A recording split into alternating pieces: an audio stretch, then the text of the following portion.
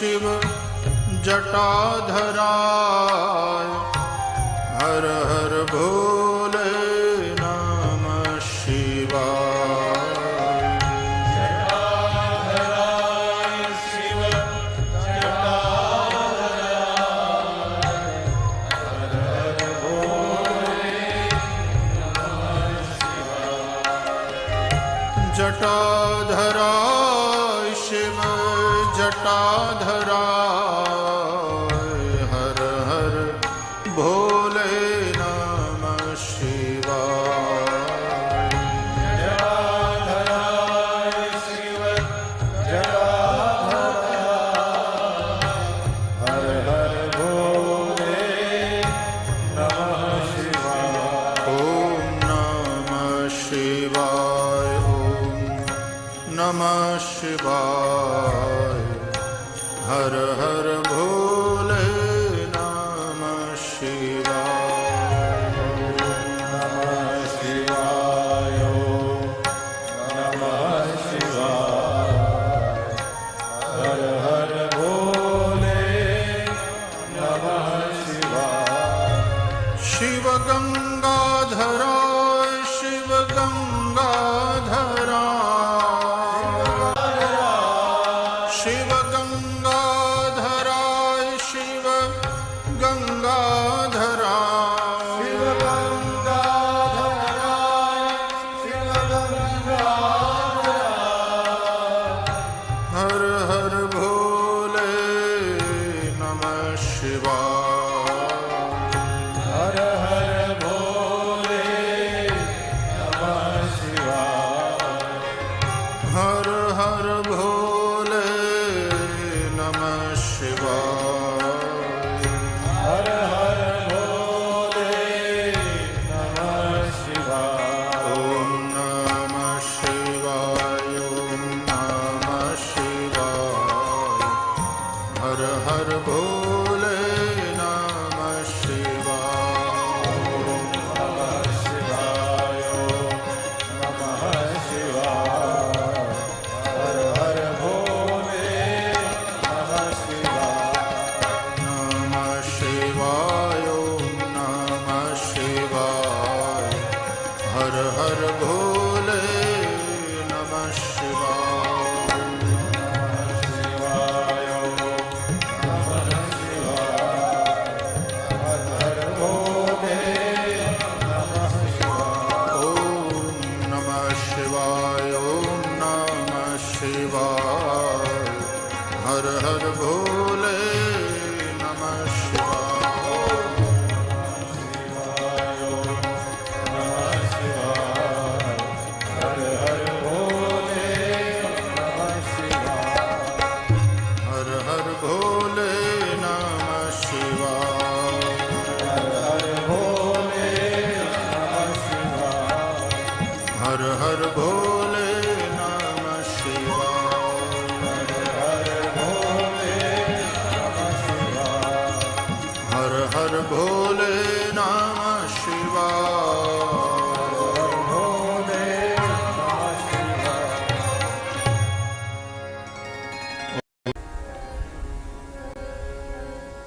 भगवान श्री हरि के अति प्रिय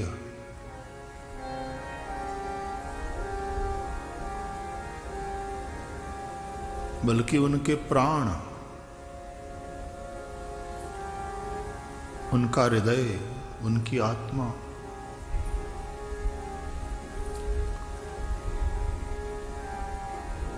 भगवान शिव चंद्रमौलीश्वर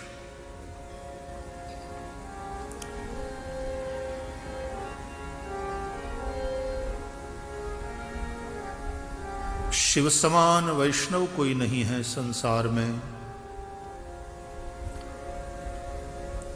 और श्री हरि के समान शैव कोई नहीं है संसार में।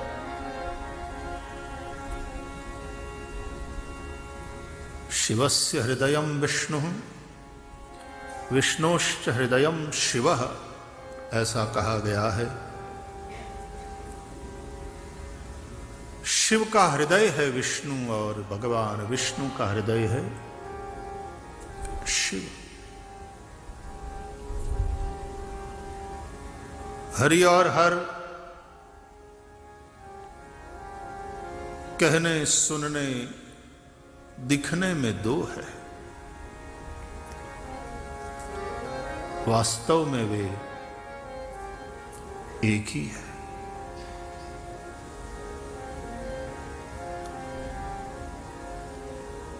वागर्था विव संपृक्तौ वागर्थ प्रतिपत्तये जगतः पितरौ वंदे पार्वती परमेश्वरौ। ये तो है ही है, लेकिन पार्वती रमेश्वरौ।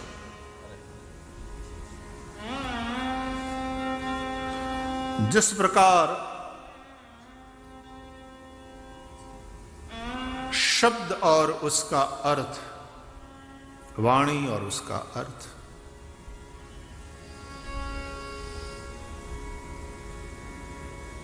भिन्न होते हुए भी अभिन्न है। जल और तरंग, जल जल में उठने वाली तरंगे कहने को भिन्न है, लेकिन वास्तव में अभिन्न है। उसी प्रकार भगवान शिव शब्द है और शब्दों का अर्थ। हमारे जब व्याकरण शास्त्री, व्याकरणाचार्य एकत्र बैठेंगे तो उसका धातु कैसे वो व्युत्पत्ति इत्यादि लगा के कैसा अर्थ बिठाते हैं। तो शब्द के अपने अर्थ होते हैं, लेकिन फिर उसका अर्थ घटन सबका अलग अलग होता है। हाँ जी,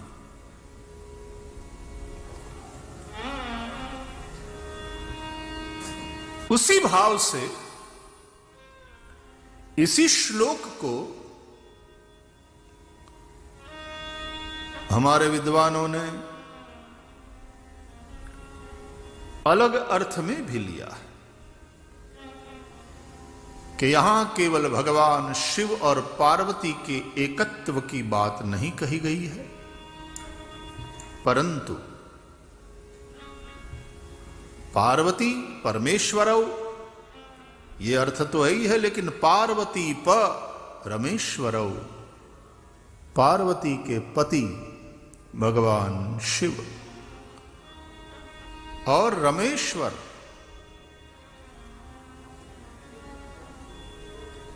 रामेश्वर नहीं, रमेश्वर, रमायाः ईश्वरः। रमा इंदिरा लक्ष्मी, उसके ईश्वर स्वामी। तो पार्वती के पति, पार्वती के स्वामी और लक्ष्मी के स्वामी, रमा के स्वामी, नमामि इंदिरा पतिम।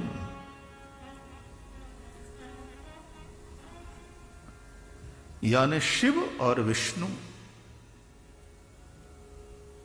ये दोनों बोलने में यानी कहने में, सुनने में, दिखने में दो हो सकते हैं, वास्तव में वे एक ही तत्व के दो रूप हैं।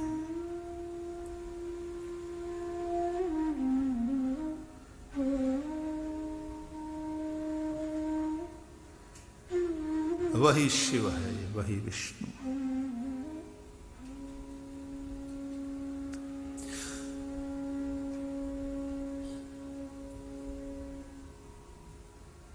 दो जब हैं, दो के रूप में देखते हैं उस एक ही तत्व को, तो आराध्य आराधक का भाव आता है। दोनों एक दूसरे के आराध्य हैं, दोनों एक दूसरे के आराधक हैं। रामचरितमानस में तो गोस्वामी तुलसीदास जी लिखते हैं, सेवक स्वामी सखा सिय पी के। सिय पिय राम, उसके ईश्वर रामेश्वर। रामेश्वर में हम लोगों ने कुछ 8 दिन 9 दिन वहां शिव चरित्र पर सत्संग किया था। सन 2014 में, शायद 2014 में आप में से भी कई लोग वहां रामेश्वर शिव चरित्र सत्संग में सम्मिलित हुए होंगे। बड़ा आनंद आया था।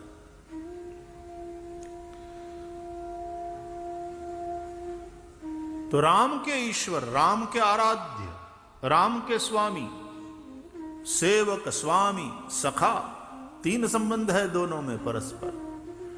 दोनों एक दूसरे के सेवक है, दोनों एक दूसरे के स्वामी हैं, दोनों एक दूसरे के सखा भी हैं।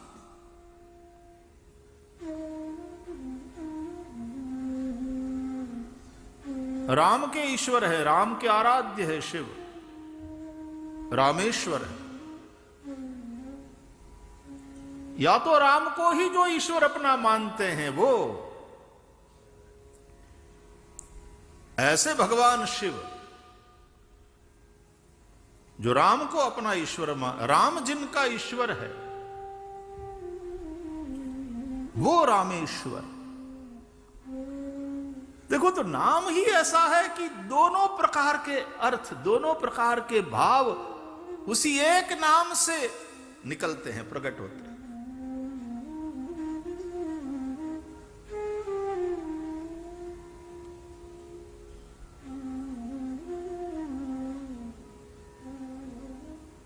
कभी शिव विष्णु की आराधना में संलग्न है और कभी भगवान विष्णु शिवाराधन में ऐसे जुड़े हुए हैं, नित्य 1000 कमलों से अर्चन करने का संकल्प लेकर बैठे हुए भगवान विष्णु के पूजन में जब एक कमल कम पड़ गया तो जिन्होंने 1000वें कमल के स्थान पर अपना नेत्र कमल समर्पित कर दिया, निजमुदहरन नेत्र कमलम।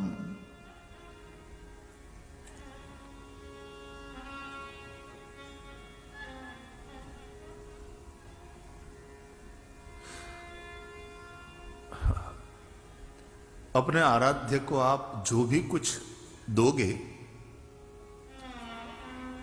वो अनंत गुणा होकर के और दिव्य बन करके प्रसाद के रूप में आपको पुनः प्राप्त होता है और आप धन्य होते हैं। इसलिए जो भी आपके पास हो आप अपने आराध्य को समर्पित करो।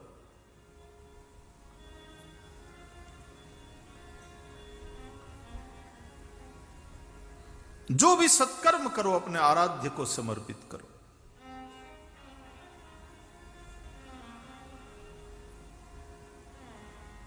विद्या हो तो विद्या समर्पित करो,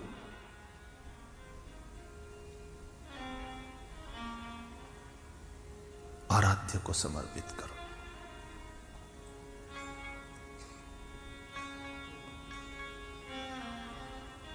रामचरितमानस में तो कथा है, मैं सीधा ही जैसे ऐसे शुरू हो गया हूं जैसे कथा चालू ही है और आज दूसरा तीसरा दिन है। मैं कोई पीठिका वगैरह कुछ नहीं, ऐसा ही लग रहा है कि सत्संग बस कथा धारा निरंतर बह ही रही है। मतलब बस ये तो हूं जोड़ी देश पाछो गमे ने फिट करी देश, તમે चिंता नहीं करो।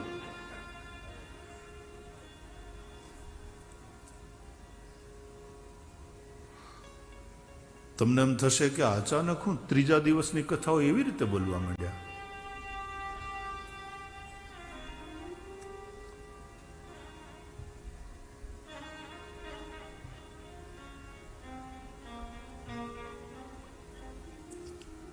विश्वामित्र जी जब राम लक्ष्मण को ले आए अपने आश्रम में, तो वहां तुलसीदास जी ने लिखा है,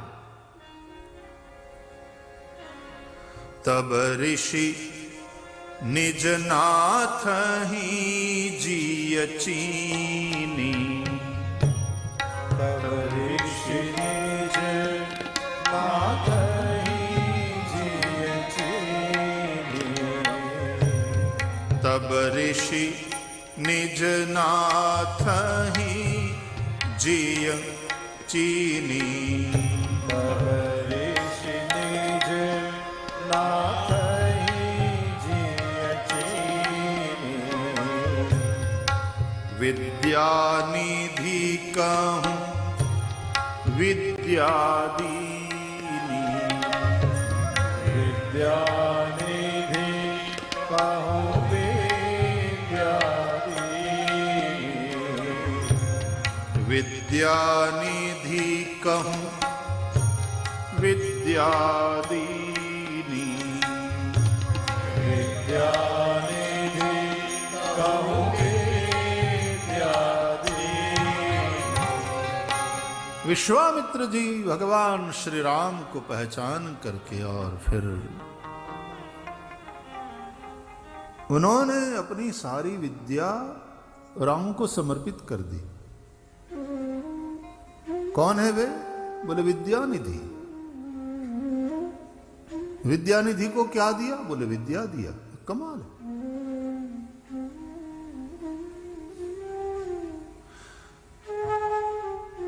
जो है ही विद्यानिधि, उसको विद्या देने का क्या तात्पर्य है? जिसके पास विद्या न हो उसको विद्या दिया जाए, ठीक है। साधारणतया हम दान करने की बात आती है तो जिसके पास बहुत है उसको दान नहीं देते। जिसके पास कुछ नहीं है, जो वंचित है, जो शोषित है, जरूरतमंद है, तो उसको दो। अब करोड़पति को आप 1 लाख रुपया कवर में धर करके रखो, उसको थोड़ा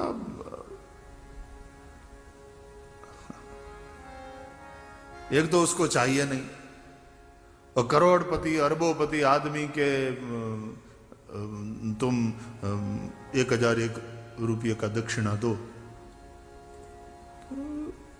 उसको भी अच्छा नहीं लगता।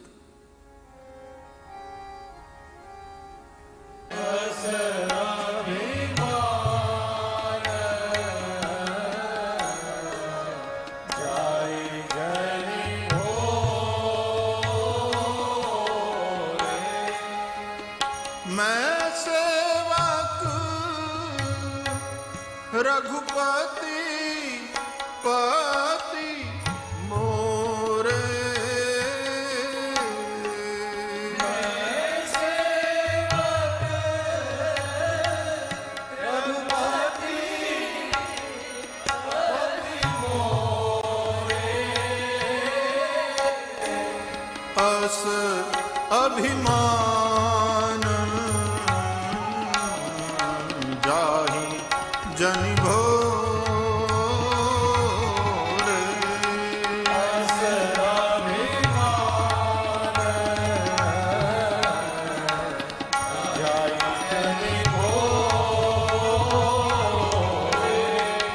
जाहि जनि भोरे,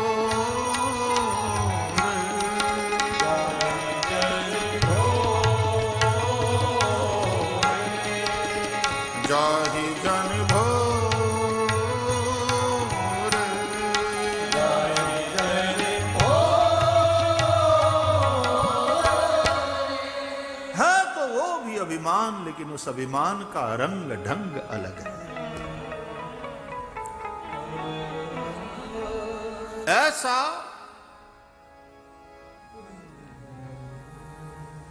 बढ़िया वाला रंग ढंग से युक्त अहंकार को तुम गौरव भी कह सकते।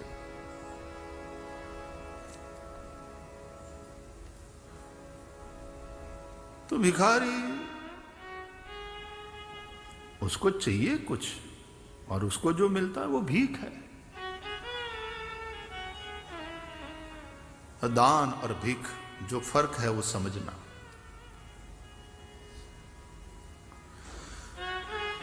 भीख देने वाले के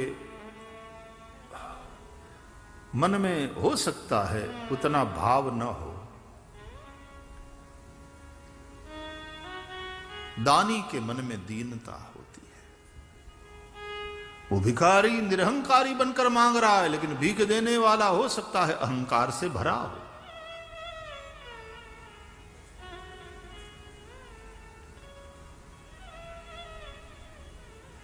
भीख तिरस्कार पूर्वक दिया जाता है, कभी कभी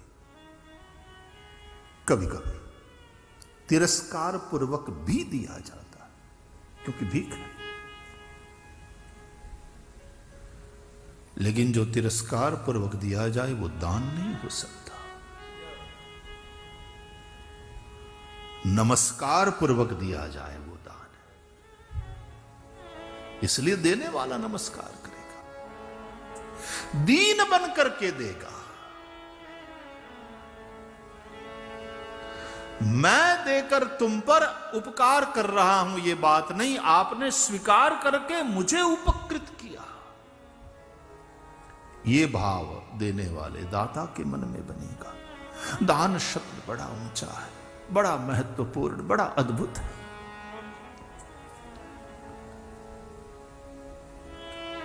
इसलिए यज्ञ, दान और तप ये तीनों मनुष्यों को पवित्र करने वाले साधन हैं, ऐसा भगवान श्री कृष्ण ने भगवत गीता में समझाया। पावनानि मनीषिणाम, इसलिए इन तीन का कभी त्याग न करें, अवश्य करें। यज्ञ, दान, तप, इससे तुम पवित्र होते हो।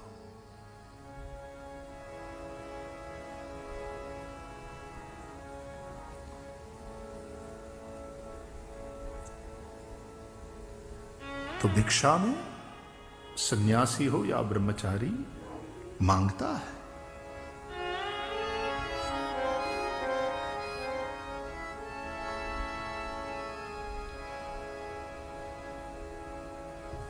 समंदर जल निधि है, वो नदियों से मांगता नहीं, वो पर्वतों से प्रार्थना नहीं करता।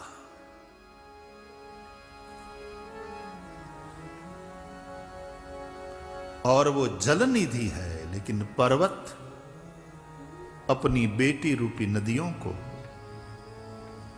बहाकर सौंपता है समंदर को।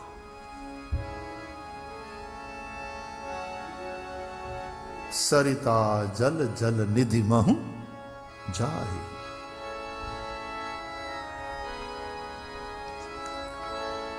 समंदर को चाहिए नहीं, पहली बात। निरपेक्षम मुनिम शांतम, समंदर को चाहिए नहीं। कोई डिमांड, कोई प्रार्थना नहीं समंदर की।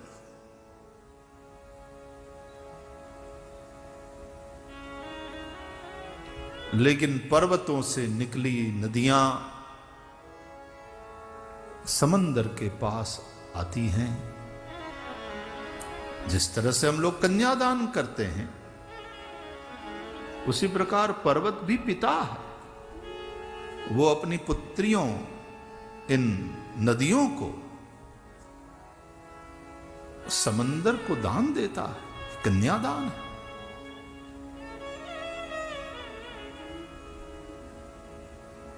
तो जलनिधि होते हुए भी एक तो उसको कुछ चाहिए नहीं,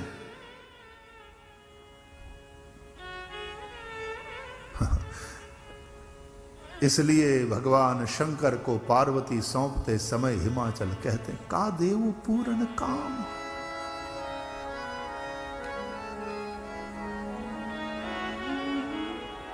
शंकर चरण पंकज गहि रहो। का देव पूर्ण काम।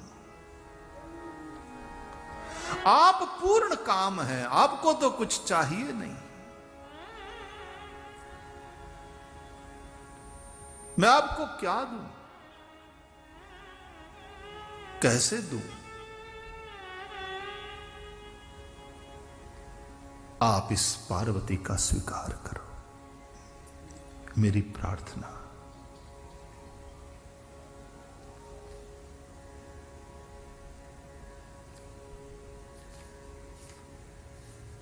जल निधि होते हुए भी, जल की उसको कोई जरूरत नहीं है, फिर भी समंदर उन सरिताओं के जल का स्वीकार करता है, पर्वतों के द्वारा प्रदत्त उस दान का स्वीकार करता है।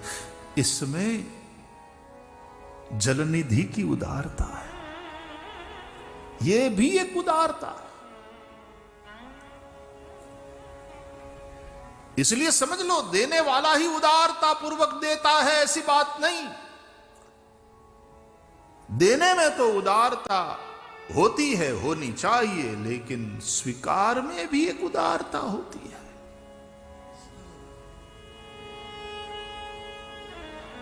ये समंदर की उदारता है कि उसके बाद सब कुछ होते हुए भी वो स्वीकारता है, अगले के भाव को देखता है।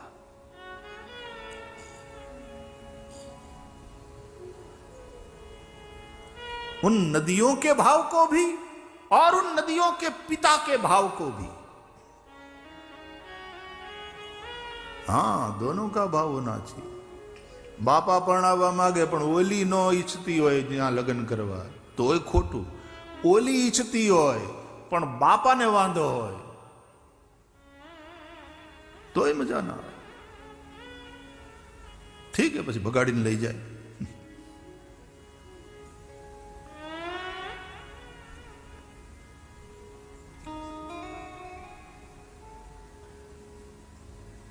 पर्वत को देना है, नदियों को अपने आप को समर्पित करना है,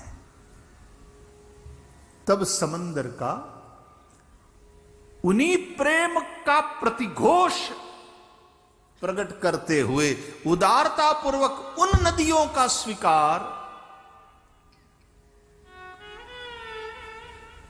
ये जिस प्रकार घटता है उसी तरह विद्या निधि कहूं विद्या दीनी।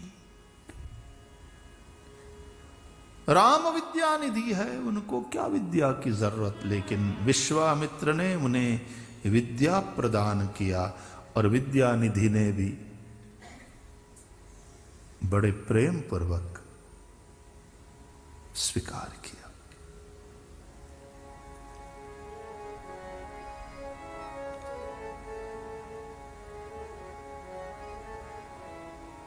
कोई भी पुण्य कर्म आप अंत में भगवान श्री हरि को समर्पित करते हैं, भोलेनाथ की पूजा के बाद भगवान भोलेनाथ को समर्पित करते हैं, तो क्या वो अधूरे हैं?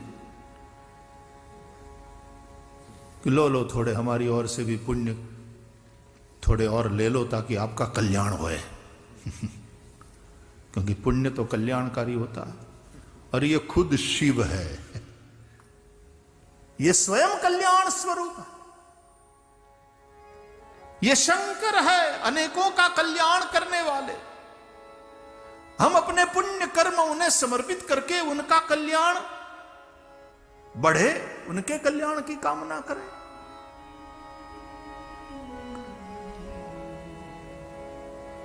करते हैं हम पुण्य समर्पित, क्योंकि हरि ही समर्पय बिनु सत्कर्म।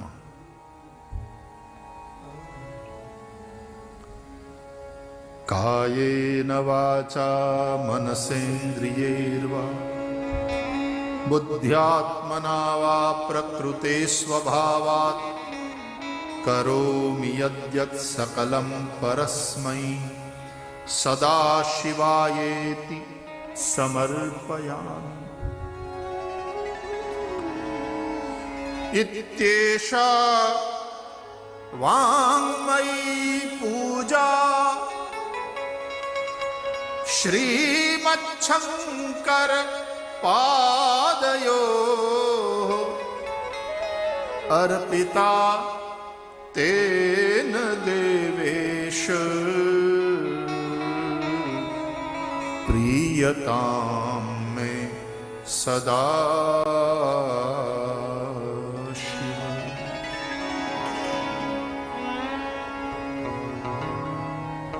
तव तत्वं न जानामि। इन दिनों रोज हम भगवान शंकर जी का अभिषेक पूजन करते हैं। सारा सत्कर्म भगवान शंकर जी को समर्पित करते हैं, तो यही भाव करते हैं।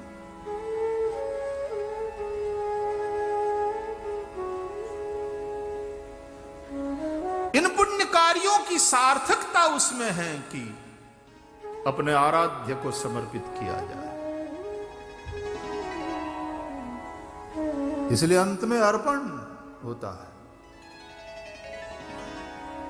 पहले हाथ में जल लेकर हम संकल्प करते हैं और अंत में हाथ में जल लेकर समर्पण करते हैं।